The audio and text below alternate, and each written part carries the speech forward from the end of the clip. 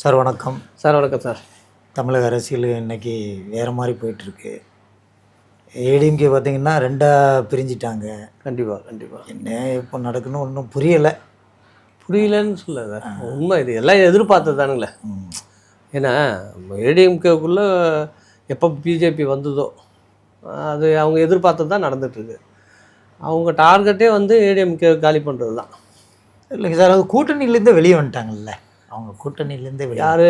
BJP தான் வெளியே, இவங்க ஏடிஎம்கே வெளியே வந்துட்டாங்கல்ல. எப்போ அந்த வந்தாங்க? கூட்டணியிலேருந்து வரலையே. இப்போ தானே எலெக்ஷன் முடிஞ்சு அதே கூட்டணியில் தான் இன்னும் இருக்கிறாங்க. அதில் இருக்கிற அந்த ஏடிஎம்கேவில் இருக்கிறவங்க இப்போ ரெண்டாக பிரிஞ்சுட்டாங்க. ஆமாம், ரெண்டாக பிரிஞ்சு ஒரு ஒரு ஒரு டீம் வந்து பிஜேபியிலேருந்து கூட்டணியிலேருந்து வெளியே வந்துட்டாங்க அப்படின்னு சொல்லியிருக்காங்க. அந்த மொத்தம் அவங்களுக்கு வந்து கிடைச்சது வந்து 47 எம்எல்ஏ.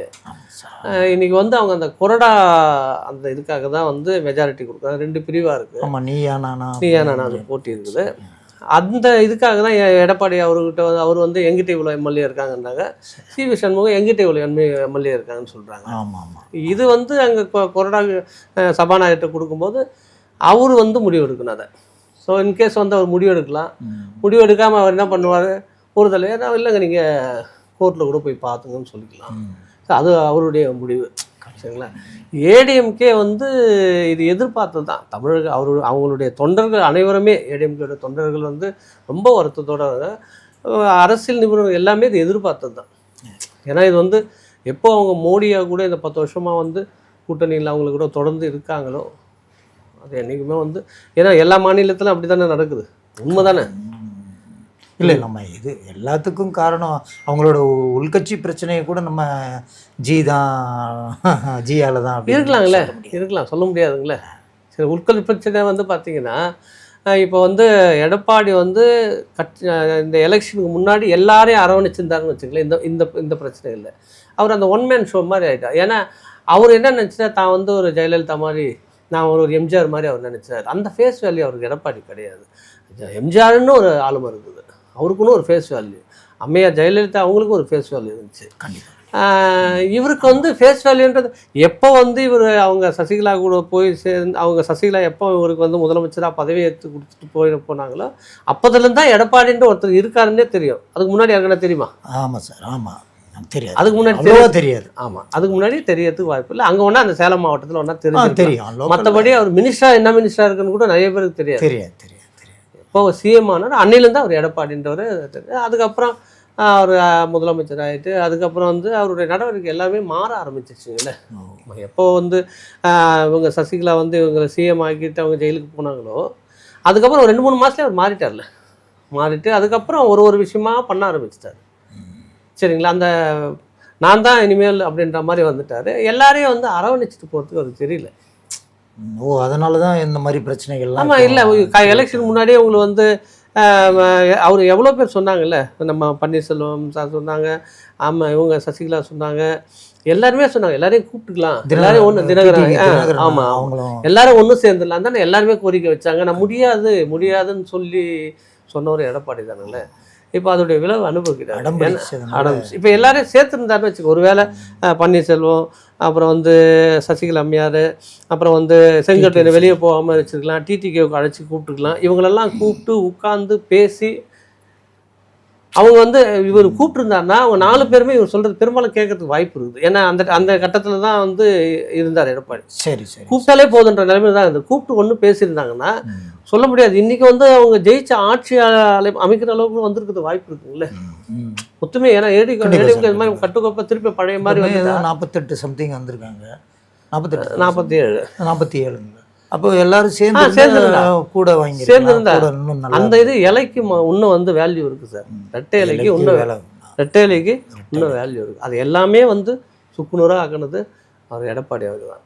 இப்போ அதோடைய விளைவு அனுபவிக்கிறார். இப்போ பாருங்கள், எலெக்ஷன் முடிஞ்சது, இதுவே 2ஆக போகுது. இப்போ பின்னாடி போக எவ்வளோ நாள் இருக்கும். அதுக்கப்புறம் வந்து 3 பேர், கொஞ்சம் பேர் வந்து இதிலேருந்து வந்து விஜய் கூட வந்து முழுமையாக போய் அவருடைய கட்சியில் ஐக்கியமாகிக்கலாம். அதுக்கப்புறம் பார்த்திங்கன்னா நம்ம இவர்கிட்ட போய் ஐக்கியமாக்கலாம். இப்போவுமே தாவேக்காவுக்கு சப்போர்ட் பண்ணுறாங்களே ஒரு ஆமாம் இன்னைக்கு இருக்க ஆமாம் சார், அவ்வளோதான். அதாவது இவங்க வந்து பார்த்தீங்கன்னா ஆட்சியில் இருக்கும்போது கொஞ்சம் நல்ல ஒரு இதுவாக இருந்தாங்க. ஆட்சி அதிகாரத்தில் இருக்கும்போது கண்டிப்பாக அடுத்த எலெக்ஷன் வரும்போது அவங்களால வந்து பொருளாதார ரீதியாக வந்து செலவு பண்ண முடிஞ்சுது, எலெக்ஷனுக்கு பணம் கொடுக்க முடியுது. ஃபஸ்ட்டு அது மாதிரி கொடுத்தாங்க. அதுக்கப்புறம் பார்த்தீங்கன்னா எதிர்கட்சியாகவே இருந்தாங்க. அதுக்கப்புறம் இப்போ ஒரு எலெக்ஷன் வந்துச்சு, இதுக்கப்புறம் நிறைய பணம் செலவு பண்ணியிருப்பாங்க. இதுக்கு மேலே செலவு பண்ணுறதுக்கு அவங்களால ஒவ்வொருத்தருக்கிட்ட எங்கே பணம் இருக்குது, இருந்தாலும் செலவு பண்ண மனசு வராதுல்ல.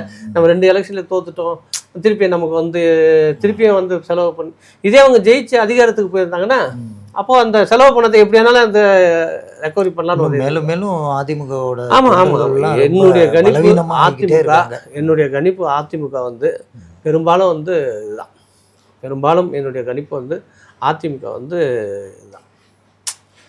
வந்து எப்படின்னா கொஞ்சம் பேர் வந்து எனக்கு தெரிஞ்சு என்னுடைய கணிப்பு என்னென்னா கொஞ்சம் பேர் வந்து விஜய் அவர் கூட போகிறதுக்கு வாய்ப்பு, தாவேகா கூட கொஞ்சம் சில நபர்கள் வந்து நம்ம ஸ்டாலின் அவரு கூட போகிறதுக்கு வாய்ப்பு. இல்லை நம்ம ஸ்டாலின் நீங்கள் சொல்கிறத பார்த்தா வந்துருச்சு. இல்லை ஸ்டாலின் இல்லை, திமுக தலைவர் மன்னிச்சிருக்கேன். நான் ஒரு நடுநிலையானது தான். நான் எந்த கட்சியை சார்ந்தவர் கிடையாது, சரி சார். அது வாய் தவறி வந்துருச்சு. ஏன் சொல்கிறேன்னா திமுக கூட கொஞ்சம் பேர் போகிறதுக்கு வாய்ப்பு இருக்குது. அப்புறம் வந்து அதிமுக அது தாவைக்கா கூட கொஞ்சம் பேர் போகிறதுக்கு. நம்ம முக்கியமான ஒருத்தரை மறந்துட்டோம். கொஞ்ச நாள் வந்து ஃப்ரேமில் இல்லாமல் இருக்காரு, வெளியே இருந்து பார்த்துட்டு இருக்காரு, அண்ணாமலை. அவர் வந்துருவாரு, இன்னும் கொஞ்ச நாளில் வந்துருவாரு, ஒரு 2-3 மாதத்தில் வந்துருவாரு. ஜிக்கும் கொஞ்சம் வேலை இருக்குது. இப்போ தான் இந்த வெஸ்ட் பெங்காலில் இருக்கிற வேலையெல்லாம் பார்த்துட்டு அவங்க ஜெயிச்சு அங்கே அதெல்லாம் சரி பண்ணி, ஏன்னா இப்போ ஒரு இவர்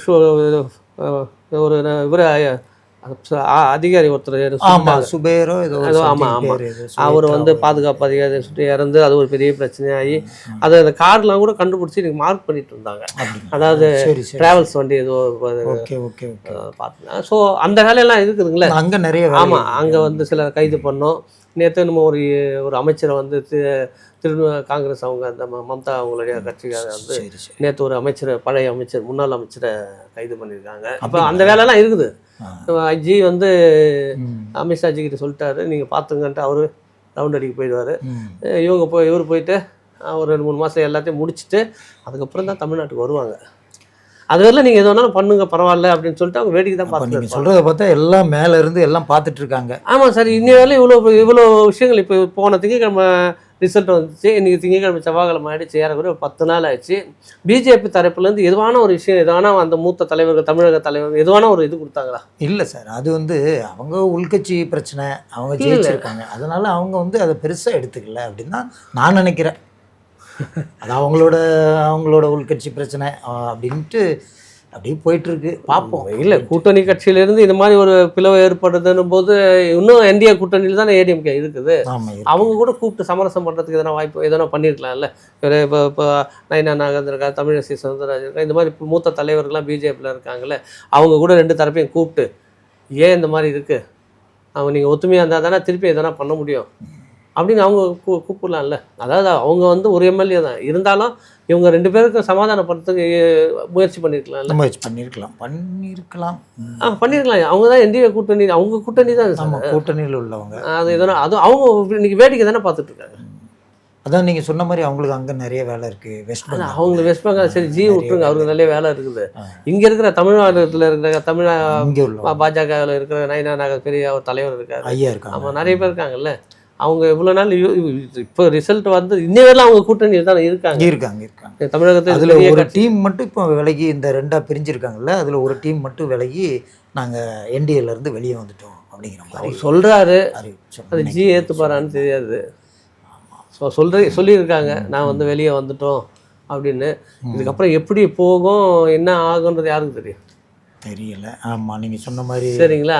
அது போய் அது சபாநாயகர்கிட்ட கொடுத்து அவர் எது மெஜாரிட்டி அவர் ஏற்றுக்கிறதோ நிராகரிக்கிறதோ அவருக்கு தான் ரைட்ஸ் இருக்குது. அவர் ஏற்றுக்கலாம், நிராகரிக்கலாம், என்னால் முடியாது நீங்கள் கோர்ட்டுக்கு போகணும்னு சொல்லலாம். என்ன முடிவு பண்ணால் தெரியும். தாவேக்காவுக்கு மெஜாரிட்டி ஏறிக்கிட்டே போகுது சார். தாவேக்காவுக்கு மெஜாரிட்டி ஏறினா கூட இவங்க போய் இதிலேருந்து சொன்னால் கூட இவங்க போயிட்டு அதிமுகவில் இருக்கிற எம்எல்ஏ போயிட்டு அவங்களுக்கு வந்து சப்போர்ட் பண்ணுறாங்கன்னு வச்சுங்க. இப்போ ஆதரவு கொடுக்கலாம் வெளியே வர ஆரம்பிச்சிருவாங்க. சரிங்களா. அப்புறம் என்ன ஆகணும், இப்போ போகிறவங்கெல்லாம் தாவேக்காவுக்கு ஆதரவு கொடுக்குறவங்கெல்லாம் நல்லவங்க நினைக்கிறீங்களா? எல்லார் மேலேயும் கேஸ் இருக்கு, ஊழல் கேஸ். முதலமைச்சர் ரொம்ப சந்தோஷமா இருக்காருல்ல சார்? எப்படி சந்தோஷமா இந்த team வந்து வந்த முதலமைச்சர் உடனே விஜய் எண்ணிக்கையில சார் ரொம்ப சந்தோஷம். எண்ணிக்கையில சந்தோஷமா இருக்காரு சார். இவங்களை நம்பி அந்த எண்ணிக்கை ஓட்ட முடியாது.